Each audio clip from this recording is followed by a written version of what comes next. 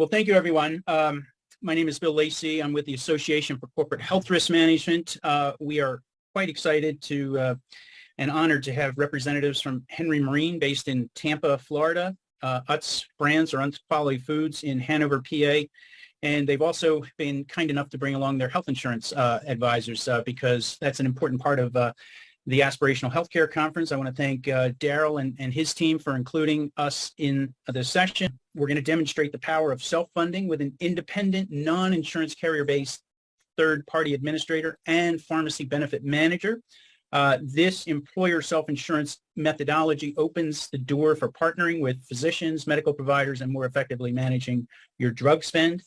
We will also be touching upon on-site, near-site, and mobile clinics. And we're going to weave together the three themes of the Aspirational Healthcare Conference: alignment, patient-employer choice, and relationship. I'm going to start with you, Stephanie. Can you give us a brief overview of Henry Marine's business model, the history, and the number of employees? Sure. So Henry Marine is one of the largest, if not the largest, shipyard at the Port of Tampa and the largest shipyard on the Gulf Coast. And we are over 50 acres of property at the Port of Tampa. We have 300 full-time employees. 180 of those full-time employees are on the healthcare plan. We have almost 350 covered lives. So basically 60% of our workforce is enrolled in our healthcare plan, and the company actually contributes 75% towards the cost of the premium for the healthcare coverage, which is very, very generous. I wanted to dig a little bit deeper into that. Can you share with the audience the benefit of having both the CFO and human resources involved in not only the evaluation, but the design and then the implementation of this strategy? Sure. Just like any other big decision that drives a strategy of the company, both of those partners have to be aligned because, of course, the financial piece is important, right? Because you want to drive the financial strategy. Obviously, you want to try to save money with a really large expense like healthcare. But on the flip side of that, on the people side, which is what I'm very invested in, I want to make sure that whatever decision is made doesn't have a negative impact on the employees and their family members. Because, when I think about something like healthcare, it is very emotional. It's something that people invest in. And it's also considered something for retention and recruiting tool. So we want to make sure that we can continue to satisfy our employees. So not only is it important on the financial aspect, to make sure you're making a sound financial decision, because it's typically the second largest financial decision your company is making. But again, it has to have a good impact on the employees, whatever it is. So they have to definitely coincide with one another.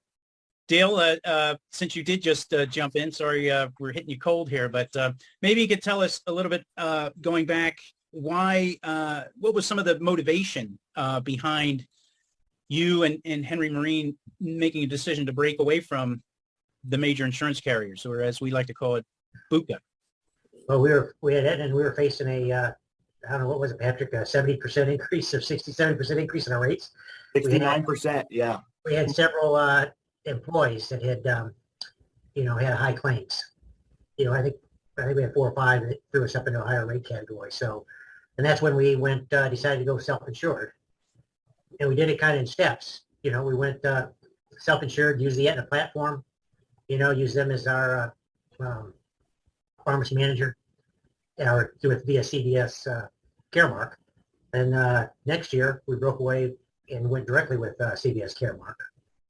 And of course went with a third party administrator, GPA at the time. I don't know what they're called now, but and then ELAP, reference-based pricing. Mm-hmm. So it's kind of over a 3-year process. And then when Stephanie came, when we were talking to Stephanie, we said, well, we got kind of a unique health insurance structure, and she'd been working with the exact same structure over there at Armature Works there, so it worked out well. And Dale, what were some of the benefits as a result of this after suffering a 70% increase? I want to say that, with all of them, with where we are with product now, I want to say that we were facing $14,000, cost of $14,000 per employee per year, and now we're down to maybe below $7,000. Mm-hmm.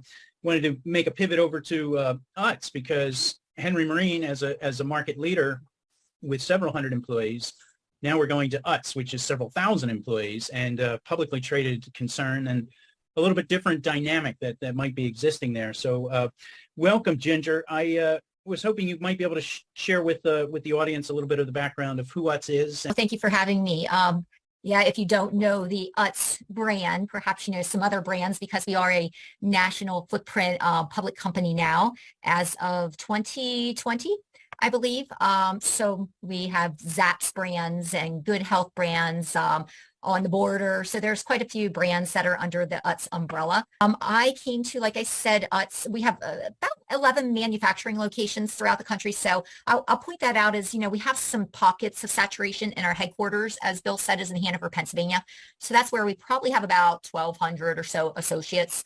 I'm going to say right now we're between 3,700 full-time associates, but I'm just looking, and Vince can confirm or deny, about 4,200, I think, on our health plan right now. So that's more of a significant number for me when I sort of look at, you know, our health plan designs and who's who and where are people and demographics and such.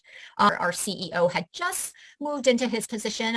It was a family-owned business. He was married into the family, and took his position after moving through different components of the organization, really getting to know the organization, came into his post and looked at healthcare costs and said, you know what, enough of this. We're not going to sit here and pay the costs of healthcare, this rising healthcare costs. We're going to start to ask questions. We're going to start to help our associates with healthier lifestyles. We're going to, you know, make them better consumers of healthcare, really not knowing what that meant. Remember the early days of sitting in with the BUCAs and him challenging them on high cost claimants. Well, and myself saying from an occupational therapist standpoint, you know, I know we can't cure a high cost claimant, but what can we learn from these trends? What can we do with them? What programs could we put in place? What can we do to better manage the plan with them?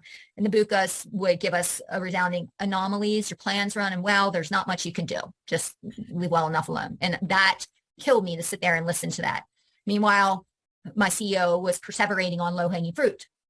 You know, labs, we know standalone labs, they're cheaper, and MRIs and imaging, we know they're cheaper. Where can we send them? As we put in point solutions, hey, can you send our folks to, you know, our on-site clinic? We started to really get involved in some of the BUCA's point solutions where we weren't finding we were getting the right data or really able to really individualize those programs. So, you know, we were all very gritty and very, you know, trying to put the pieces together to get to a better result, knowing that we could make change. And with that type of model, we were just hitting a lot of barriers. So we were all very inquisitive and still are. So that sort of led us in our journey of, you know, better health, better consumers, you know, what can we do to find value-based care and how can we direct people there? And we were finding a lot of obstacles just working with, you know, the current model. Appreciate you sharing that. And one of the things that caught my attention was how methodical and the time that you have put into this evaluation. You've got a renewal coming up of January 1st of 2024, but 18 months, maybe even 24 months, starting to look at what are the options in terms of planning. I wish we had more organizations putting that forward thinking into their plans. Can you share with us, Ginger, you know, how did that come about? Because it is unique. Like I said, I wish we had more organizations spending that time. So as far as that goes, my background information, everything I'm learning is through my networks, through the ACRMs of the world, the national alliances, you know, my organizations and my networks. And, you know, I spent a lot of time just one of Vince's team members that I was working with through another office started mentioning the concept of a TPA to us and, you know, looking at all this stuff you want to do, Ginger, it can be done a little bit better through a TPA. Just through what inspired you to bring on the walk-in clinic, and what has been the result of that? So what inspired us is the great partnership we have with One Digital. The one thing that they knew about me was that I love the transparency of being self-funded, and I love the fact that we can create our own plan. So with the transparency and the reporting that One Digital provided to us and have since I've been there, we identified the fact that a very small percent of our total covered population on the healthcare were using the preventative wellness benefits, which we all know they're covered at 100%, right? If you go for your annual physical, the well woman check, so on and so forth. Well, it was less than 20% utilization. It was year to date in 2021, I think we looked at it. It was about 15% mid-year 2021. And we said, that's a real problem, because what that means is that there are a lot of people that could result in catastrophic issues for themselves health-wise if they don't get these things checked that you have to do once a year. So that was the catalyst for the belief that we needed to come up with a solution, but we knew that the solution had to come to the company because Dale and myself and our controller, we actually went on site to different clinics, but we felt like they weren't close enough to our location. They were really spread out. We didn't think it was going to solve the problem that we were looking for convenient access to care. And the walk-on clinic is a mobile health care solution. And what we discovered was that with the mobile health care solution, they let us customize how many days per week we wanted them to be on site. Of course, the price would vary based on, how often they were there. We also knew that we wanted a physician as well as a medical assistant, which they equipped us with. Those are not people that we have to pay for. That's all part of our contract. They provide flu shots, COVID tests, all preventative wellness, like a primary care physician's office.